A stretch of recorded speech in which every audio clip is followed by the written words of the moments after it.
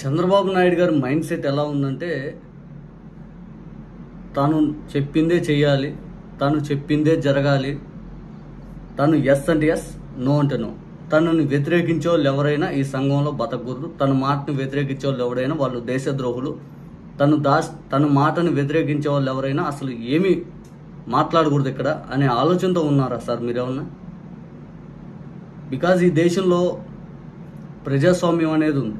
అవతలోని ఏదైతే ఎలాంటిదైనా కానీ ట్రస్టీగా ఉండే మీలాంటి వాళ్ళని ఖచ్చితంగా క్వశ్చన్ చేయాలి. నరేంద్ర మోడీ గారినైనా, జగన్మోహన్ రెడ్డి గారినైనా, చంద్రబాబు నాయుడు గారినైనా, ఇప్పుడు డిప్యూటీ సీఎంగా ఉన్న పవన్ కళ్యాణ్ గారినైనా, ఎవరినైనా కానీ ఒక నిర్ణయం తీసుకుంటే క్వశ్చన్ చేసే హక్కు వాళ్ళకు ఉంటుంది, ఎవరినైనా కానీ.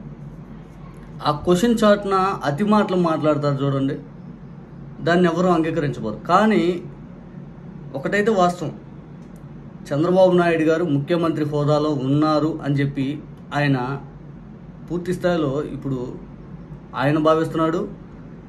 ఇక జగన్మోహన్ రెడ్డి గారు లేయడు అని చెప్పి అంతకంటే వాళ్ళ అభిమానులు ఎక్కువ భావిస్తూ ఉన్నారు. మీకు తెలుసు, ప్రజాస్వామ్యంలో గెలిపోవటములు అనేది కామన్. మీరు అంటూ ఉంటారు 45 ఏళ్ళ రాజకీయ జీవితం, 45 ఏళ్ళ రాజకీయ జీవితం అని. ఈరోజు మీది, రేపు మాది. ఖచ్చితంగా అది ఎవరు అవునన్నా కాదన్నా ప్రజాస్వామ్యంలో కాంగ్రెస్ పార్టీ 26 సీట్లు వచ్చింది 94. 2004కి బంపర్ మెజార్టీ వచ్చింది. 99లో కార్గిల్ యుద్ధం అది లేకుండా ఉంటే అప్పుడే వచ్చేది.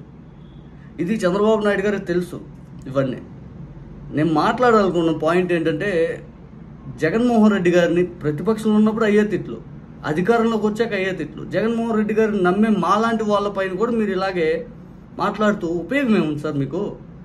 ప్రతిపక్షంలో ఉన్నప్పుడు మీరు జగన్మోహన్ రెడ్డి గారు ముఖ్యమంత్రిగా ఉన్నప్పుడు గాలిలోనే తిరుగుతారు, గాలిలోనే పోతారు. ఫేక్ సీఎం, సైకో సీఎం, అబ్బో అనరాని మాటలు అవి, ఇట్లాంటి మాటలు అంటారా అని చెప్పి. ఈరోజు చంద్రబాబు నాయుడు గారిని వైఎస్ఆర్ కాంగ్రెస్ పార్టీ తరఫున మీరు అన్న మాటలు, మీరు గతంలో జగన్మోహన్ రెడ్డి గారిని అనిపించారు చూడండి, ఆ మాటలు ఎవరైనా మిమ్మల్ని అంటున్నారా? ఫేక్ సీఎం, దొంగ సీఎం, లేకపోతే ఆ సీఎం, ఈ సీఎం, అది ఇది అని చెప్పి ఎట్లా పడితే అట్లా మాట్లాడుతున్నారా? సైకో అని కూడా మాట్లాడారు. మీరు ముఖ్యమంత్రి అయ్యాక జగన్మోహన్ రెడ్డి గారికి ఇప్పుడైనా జగన్మోహన్ రెడ్డి గారిని ఎట్లాంటి మాటలు మాట్లాడుతున్నారు? ఇప్పటికి కూడా కాంక్రీట్ వేసి పూడ్చిపెట్టాలి, పైకి లేయకూడదు, అసలు ఆ భూతం చచ్చిపోవాలి, భూతం ఉండకూడదు. అంత ద్వేషాన్ని మీరు ఎలా రగిలిస్తారండి సామాన్యుల్లో? ఆ విద్వేషాలు జగన్మోహన్ రెడ్డి గారిని అభిమానించే వాళ్ళు ఉన్నాం కదా, మేమేమన్నా మేము మనుషులం కాదా? మాకేడ హక్కు లేదా? మేము ఇక్కడ మాట్లాడకూడదా? ఇక్కడ ఒక పార్టీ నడుస్తుంది అంటే మీకు అపోజిట్గా ఏ పార్టీ ఉండకూడదు. ఇంకా ఈ రాష్ట్ర చరిత్రలో మీకు అపోజిట్గా ఇంకే పార్టీ ఉండకూడదు. ఏదైనా పార్టీ ఉంటే మీ చాట్ను వచ్చేయాలి. రేపు జగన్మోహన్ రెడ్డి గారు కూడా మీ చాట్ను వచ్చేసేయాలా? మీరు చేసింది అదే కదా. ఒక్క జగన్మోహన్ రెడ్డి వైఎస్ఆర్ కాంగ్రెస్ పార్టీ కాకుండా మిగిలిన ఏ పార్టీలు ఉన్నా మీ కొంగు చాటును కట్టేసుకున్నారు. ఈ రాష్ట్రంలో ఏ పార్టీ అయినా తీసుకుని మీ కొంగు చాటును కట్టేసుకున్నాడు, ఒక్క జగన్మోహన్ రెడ్డి గారు కాకుండా. మీకు కావాల్సింది అది, నా పరిపాలన చెల్లాలి, నా మాటే చెల్లాలి, నేనే వేదం అవ్వాలి. ఇదే ఆలోచనతో ఉంటే ఎట్లా? ఇదే ఆలోచనతో ఉంటే ఎట్లా? మిమ్మల్ని వ్యతిరేకించే వాళ్ళు ఉంటారు, ఈ ప్రజాస్వామ్యంలో ఖచ్చితంగా క్వశ్చన్ చేసే వాళ్ళు ఉంటారు. మీరు అమరావతిని వ్యతిరేకించే వాళ్ళని పాతేయాలి, పూడ్చిపెట్టాలి, సంఘ విద్రోహ శక్తులుగా చేసేలా సంఘం నుంచి బహిష్కరించాలి అనే మాటలు మీరు ఇందాక అన్నారు. దేనికి సార్? దేనికి? హైదరాబాద్ పోగొట్టుకొని తట్టాబుట్ట సర్దుకొని ఇక్కడికి వచ్చి బతుకుతూ ఉంటే ఈరోజు మీరు నిర్మించానని చెప్పుకునే హైదరాబాదే, మీరు నిర్మించానని చెప్పుకునే హైదరాబాద్ మీది కాదని మిమ్మల్నే బయటేశారు కదా కేసీఆర్ గారు. మీకు తెలీదా? మీరు నిర్మించానని ఘనంగా గొప్పలుగా చెప్పుకుంటారే, మిమ్మల్నే బయటేశారు. మీకంటే ఆ బాధ లేకపోవచ్చు, మాకుంటుంది కదా. మరి అమరావతిలో అంతా అక్కడే చేయాలంటే శివరామకృష్ణన్ కమిటీ ఏం చెప్పింది? ఇక్కడ వద్దు బాబు, ఇంకెక్కడైనా చూసుకోండి, ఇక్కడ వద్దు అన్నారు. దాంట్లో తప్పే ఉంది. మీరు అక్కడే పెట్టాలి అని నిర్ణయం తీసుకున్నారు. రాష్ట్రంలో ఎంతమంది ఎంతమంది అపోజ్ చేశారు, ఎంతమంది సపోర్ట్ చేశారు అనేది మనం చూద్దాం. ఇప్పుడు మొన్న మీకు వచ్చిన ఓట్ పర్సంటేజ్ అంతా 57. మీరు అమరావతిని ఇప్పుడు కంటిన్యూ చేయాలని భావిస్తూ ఉన్నారు. జగన్మోహన్ రెడ్డి గారు 40% మంది వ్యతిరేకించారే అనుకోండి. ఇప్పుడు మీరు తీసుకొచ్చిన ఇన్స్టిట్యూషన్స్, మీరు తీసుకొచ్చిన విధి విధానాలు, మీరు ఏ విధంగా ఉంటారు 5 అని చెప్పి మీరు ఈ 5 ఏళ్ళు ఏం చేసినా కూడా ఈ 40% మంది రేపు పొద్దున ఏదైతే మాకు వద్దని చెప్పే రైట్ లేదంటే ఎట్లా? అంటే ఈ 40% మంది ట్యాక్స్ కట్టేదొద్దు, ఈ 40% మంది ఇక్కడ బతకొద్దు, 40% మంది పోయి ఏ బే ఆఫ్ బెంగాల్లో కలవండి, లేకపోతే ఈ 40% మంది ఏ మహారాష్ట్రని, ఏ కర్ణాటకని, తమిళనాడులోకి వెళ్ళిపోండి. మరి ఇట్లా అయితే ఎట్లా? అందరికి అవకాశం ఉంటుంది కదా, అందరికీ పూర్తి స్థాయిలో ఈ దేశంలో వ్యతిరేకించే వాళ్ళకు ఉంటుంది, సపోర్ట్ చేసే వాళ్ళు ఉంటుంది. మీరు కేవలం 5 ఏళ్ల పాటు మీరు పరిపాలించడానికి ఒక ముఖ్యమంత్రి. మీ నిర్ణయాలు మీరు తీసుకోండి. 5 ఏళ్ళు ఏం తీసుకుంటారో మీ ఇష్టం. వ్యతిరేకించే బాధ్యత మాకుంటుంది. చివరి 5 సంవత్సరాల్లో ఓటు హక్కు అనేది ఒకటి ఇచ్చి ఆ 5 ఏళ్ళు మీరు తీసుకున్న నిర్ణయానికి రెఫరెండంగా వెళ్ళిపోతారు అంతే. ఇప్పుడు ల్యాండ్ టైటిలింగ్ యాక్ట్ అని చెప్పి మీరు దుష్ప్రచారం చేస్తే తప్పులేదు. లేదు స్వామి అది అమలు లేదంటే అమల్లో ఉందని చెప్పి దుష్ప్రచారం చేసింది రైటే. కరోనా టైంలో అందరు చచ్చిపోతే ఇంట్లో నుంచి బయటికి రాలేకపోతున్నారు బాబు అంటే మాస్క్లు ఇవ్వట్లేదు అని చెప్పి గోల్ చేయించడం రైటే. వరదలు వచ్చినప్పుడు చచ్చిపోయారు ఇంకా లేచి శవాలు కూడా లేచి వచ్చేసినాయి, ఇంకా పైకి వెళ్ళిపోయినాయి అని చెప్పి మీరు దుష్ప్రచారం చేయటం రైటే. కానీ అమరావతి మునిగిందని చెప్పడం మాత్రం తప్పు. ఆ మునక్కపోతే హైకోర్టు 2 రోజులు ఎందుకు సెలవులు ఇచ్చారు సార్? లేదు మీ ఇంటి దగ్గర మీరుండి పరిపాలన సాగించవచ్చు కదా సార్. 3 రోజులైంది మీరు ఈరోజు ఇంటికి వెళ్ళక. అదే విజయవాడలో దాదాపు 5 కిలోమీటర్లు మీ ఇల్లు దూరం. ఎంత దూరం పోయేస్తారండి? మీ ఇంటి దగ్గర నుంచి అక్కడ మహా అయితే కొద్ది దూరం. మీరు ఇంటి దగ్గర నుంచి గన్నవరం పోవడానికి, లేకపోతే ఇంటి దగ్గర నుంచి ఇంకో ప్రాంతానికి పోవడానికి వీటికే హెలికాప్టర్ వాడుతున్నారు మీరు. అక్కడి నుంచి ఎక్కడికి ఎంత దూరం సార్? మనము వ్యతిరేకించే వాళ్ళం ఉంటారు, సపోర్ట్ చేసే వాళ్ళు ఉంటారు. జగన్మోహన్ రెడ్డి గారి హయాంలో మీరు వ్యతిరేకించే వాళ్ళే కదా. అమరావతిని అసలు అలా చేస్తే పాతేస్తాను, నరికేస్తాను, కొరికేస్తానంటే ఇంక ఉపయోగం ఏముంది? ఇంక ఈ దేశంలో ప్రజాస్వామ్యం అనేది ఉంటుందా? మీ నిర్ణయం ఉంది, అక్కడ మునిగిపోయిన ఫోటోలు అన్ని వైరల్ అయినాయి, అన్ని దేశం మొత్తం చూసింది అయ్యి.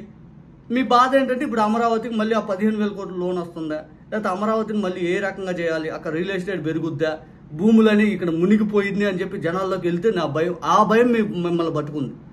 నిజం చెప్పాలంటే అదే మిమ్మల్ని పట్టుకుంది. నాకు అనిపిస్తూ ఉంది ఈ వరదల్లో ప్రాణాలు కోల్పోయిన మాకు బాధ కలుగుతుంది.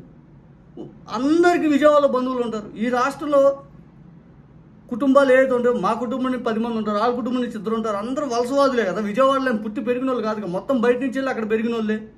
అట్లా ఆ వేరు అనేది అదే మనోడు అక్కడ ఉన్నాడు అని ప్రతి ఒక్కరి బాధ ఉంటుంది కదా. ఇప్పుడు ఈ రోజు మళ్ళీ ఫ్లోటింగ్ ఉంటుంది, వరదలు వస్తుందని ఆలోచన ఉంది, వీళ్ళ బాధ్యత లేదంటారు.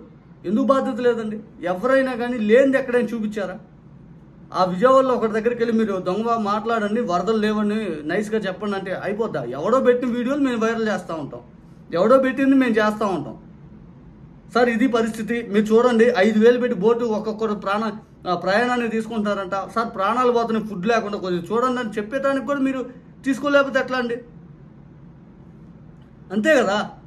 మీరు గెలిచారు, మీరు ఇప్పుడు ముఖ్యమంత్రి హోదాలో ఉన్నారు, మీరు ప్రతిపక్ష నాయకుడిగా ఉన్నప్పుడు మాట్లాడే మాటలు ముఖ్యమంత్రి అయ్యాక మాట్లాడకూడదండి.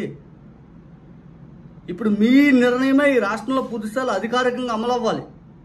మీ నిర్ణయాన్ని మేము అందరం వ్యతిరేకించవచ్చు, సపోర్ట్ చేసే వాళ్ళు ఉండొచ్చు. You are the CM for the state. ఎవరెవరో సీఎం కాదు కదా. మరి 4.0 1.0 అని చూపిస్తా, ఇదే 1.0. ఎంత అసహనమా? బహుశా మీకు లాస్ట్ టైం జైలు నుంచి బయటకు వచ్చేటప్పుడు నాకు ఈ రోగం ఉంది, ఆ రోగం ఉంది, 5 అని చెప్పారు. మేబీ అదేమన్నా ఇబ్బంది అయింది. అసలు బాగాలేదు, ఆ మాటే బాగాలేదు. రాజకీయంగా పూర్తి స్థాయిలో ఇప్పుడు విమర్శలు, ప్రతి విమర్శలు అమరావతి టాపిక్ కాదు. మనకు కావాల్సింది అమరావతి మునిగిందని ప్రచారం చేసుకున్నా ప్రజలందరికీ మీరు తర్వాత టైంలో నిజం చెప్పండి, స్పెషల్గా టైం తీసుకొని చెప్పండి. ఇప్పుడు కేవలం విజయవాడ వరదల గురించి బాధపడండి, మధ్యలో అమరావతి టాపిక్ వచ్చి ఆ అమరావతి ఏమైపోద్దని ఆ బాధలు మీరు కనపడుతున్నారు తప్పితే మిగిలిన బాధలు కాదు. సార్ ఒకటైతే వాస్తవం, మీరు పవన్ కళ్యాణ్ గారు డిఫరెంట్ అనేది ఎక్కడ కనిపిస్తున్నాడు? పవన్ కళ్యాణ్ ఉన్నాడు, స్టేట్మెంట్ పాస్ చేశాడు, నేను వెళ్ళి అక్కడ ప్రచార ఆర్భాటానికి, లేకపోతే నేను వెళ్ళి టైం అనేది ఇంకా స్పాయిల్ చేయలేను, కిల్ చేయలేను, అధికారుల టైం నా చుట్టూ తిరిగేదానికి మీరు వెళ్ళారు, నేనుండి దగ్గర నుంచి చేపిస్తా అన్నారు. మీ ఫంక్షనింగ్ మీది, ఆయన ఫంక్షనింగ్ అయింది. ఒక్కొక్కరు వే ఫంక్షనింగ్ ఉంటుంది అంతే. దాంతో మిమ్మల్ని వ్యతిరేకించాలి. పోయారు ఫోటోషూట్ అయ్యిదని మేము అనుకుంటాము, కానీ అక్కడ ఎవడెవడు మంచి జరిగిందో మీ ద్వారా, మీ సోషల్ మీడియా మేము చూస్తున్నాం. అవును, మంచి జరిగితే అందరికి అదే కదా కావాల్సింది. అంతిమంగా కావాల్సింది మంచే జరగాలి. వ్యతిరేకులు, అనుకూలులు ఇవన్నీ కాదు. మనకు ప్రజల ప్రాణాలు నిలబడాలి. ఈరోజు పూర్తి స్థాయిలో వచ్చే వరదన, ఈరోజు ఒకవేళ వర్షాలు మొదలైతే, మళ్ళీ తుఫాను మొదలైతే ఏ రకంగా దాన్ని కంట్రోల్ చేయాలనే ఆలోచన మీకు ఉండాలి. బహుశా ఈ కోపం, ఈ రెచ్చిపోటాలు మీకు ఈ వయసులో అయితే కరెక్ట్ కాదు. ఈ వయసులో మీకు ఇంకా సహనం ఎక్కువ రావాలి, సహనం చాలా ఉండాలి. మీరేమో ప్రెస్ మీట్లో మనం చెప్పారు, నాకు ఒక్కొక్కరు వస్తా చెప్తా ఉంటారు ప్రతి ఒక్కరు అది ఇది అని చెప్పి. వాళ్ళు చేయలేదనే కదా మనకు అవకాశం ఇచ్చింది అది ఇది అని చెప్పి. బహుశా మీరు మీ ఇష్టం ఇంకా